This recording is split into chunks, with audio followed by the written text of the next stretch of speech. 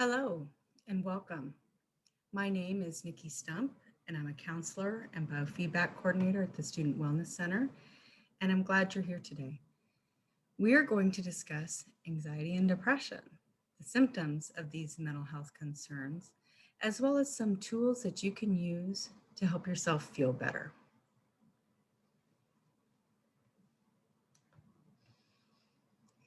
Here are some ideas to think about when you think about anxiety and depression. Obviously, the big ones: feeling depressed, feeling down, feeling nervous, irritable. But there might be some things on this list that you're not aware of that can be signs of anxiety or depression, and you don't realize them. So, sleep problems. Are you sleeping more or not sleeping enough? Are you worried all the time? Are you consuming alcohol or drugs? And those are things you don't typically do. Are you angry? Do you feel out of control? Are you having suicidal thoughts? Feeling like you don't get any pleasure out of anything that you usually enjoy? These are all signs that perhaps something is going on.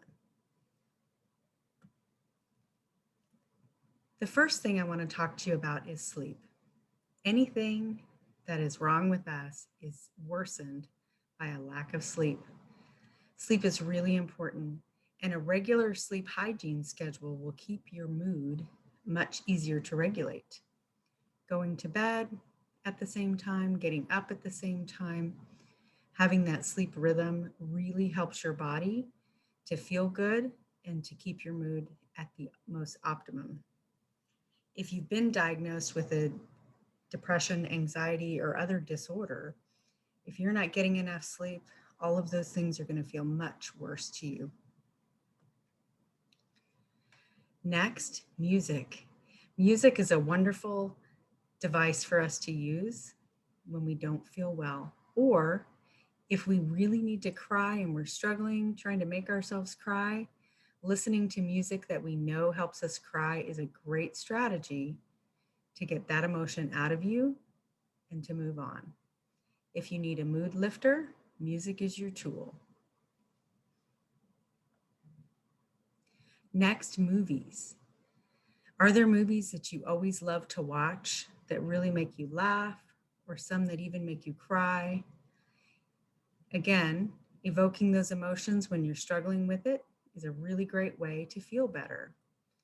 Disney movies in particular are really great for helping us with our mood. And the reason is that somebody at Disney is really brilliant, and they figured out that the music that they play in those movies, they intentionally made them to be calming. And so what happens is that music hits a certain part of our brain and stimulates a particular part of our ears and starts to calm us. So Disney movies, if you're feeling stressed or anxious, might be the ticket to feeling a lot better. Next, creativity.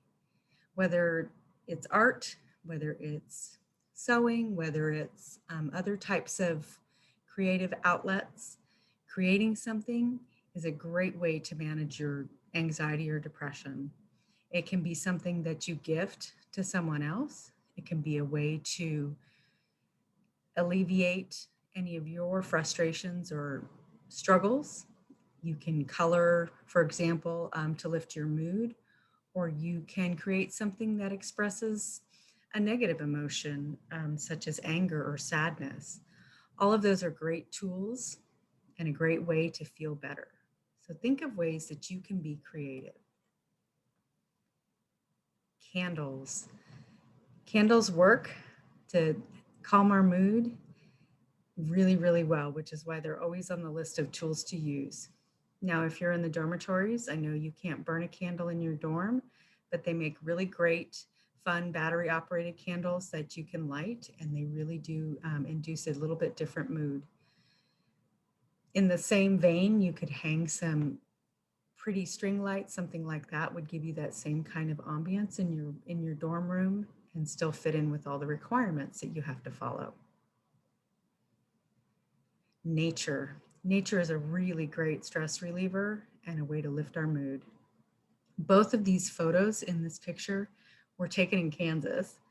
I know Kansas sometimes doesn't offer the same type of scenery as other states, but both of these pictures are so serene and beautiful, and they're really close to us. So take the opportunity to go out in nature. And when you're there, really pay attention to what you see. Pay attention to what you hear. Can you hear birds chirping? Can you hear other things?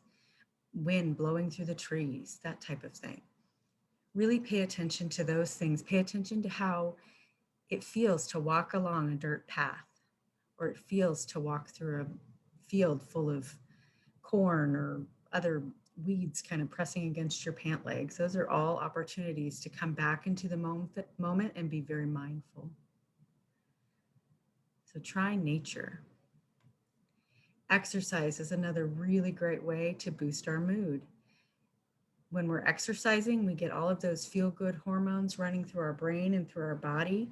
And not only does it feel good while we're doing it, but it gives us that huge endorphin boost afterwards. And like these kids, exercise doesn't have to be a chore. It doesn't have to be walking on a treadmill or working out on an elliptical trainer. Make it be fun, play. I know COVID has made exercise with buddies a little more difficult, but perhaps you can do some distance soccer on a nice day, something like that. Or everybody turn on their Zoom room camera and dance together in your own spaces. There are lots of opportunities to get our heart rate up and exercise a little bit, and all of that will return to you in energy and mood boosting endorphins. Next, hot tea or hot cocoa or hot coffee, something like that that you like and you feel soothed by. Make that a nightly ritual before you go to bed. Calm, drinking warm beverages, calming yourself, relaxing before you go to bed. Those are all really great activities to calm your mind, calm your brain, and help yourself feel better. They're soothing and they're recommended for all of those reasons. Next, puzzles and games. These are all activities that really engage our brain as well as engage us physically. So if we're playing, with a Rubik's Cube, for example, it's really difficult for our brain to worry about other things. We have to really pay attention to what we're doing in order to solve the puzzle in front of us. Playing games with other people. There are lots of apps and things like that where you can interact with other people, whether you're in the same space or not, and you can play games together that way. Puzzles are another really great activity because it really engages different parts of your brain, and our brains are so fabulous at doing lots of different things, but it really can't work on a puzzle and worry about a test at the same time. Next, reading. If you like to read and you get lost in a book, that's another really perfect way to help yourself feel better. You can find a book that helps you get involved in a whole different world than the one you occupy. That break in worrying about your own life might help you really feel better. Therapy is another really great option. And at the end of this presentation, I will show you more information about the Student Wellness Center counseling services that are available to you as a student. But therapy is a really great thing for most people to get involved in. If you haven't ever been to therapy, it can really help you work through issues that you're concerned about, and you get great support and great advice, hopefully, to help yourself make some changes that might keep you from getting so depressed or getting anxious. Meditation and biofeedback. That's another opportunity that you have at the Student Wellness Center, but you also can do it on your own. Biofeedback is simply the measurement of your body's responses to intentional relaxation. So we're measuring your heart rate, or we're measuring the temperature in your hand. When we are stressed, the blood leaves our extremities and our hands tend to be cold. So biofeedback, if we intentionally relax, can make the blood flow back into our hands and therefore rising the temperature in our hand. There'll be more information again at the end of this for you to look at in order to determine if that's something you'd be interested in doing as an appointment with our center. If you don't want to do an appointment with us, there are lots of apps that people really love. Several that I really enjoy are Calm, Insight Timer, and then Deepak Chopra and Oprah Winfrey do a yearly or several times a year. They offer some free meditation opportunities. So check all of those out if that's of interest to you. Healthy eating. And you'll notice on this slide, I didn't just pick what we consider healthy eating, fruits and vegetables. That's on there too. But sometimes a cupcake or a slice of pizza is the healthiest thing you can have. It's not necessarily about restricting anything in particular, but just eating things that feel good to us, feel good in our bodies, and give us energy.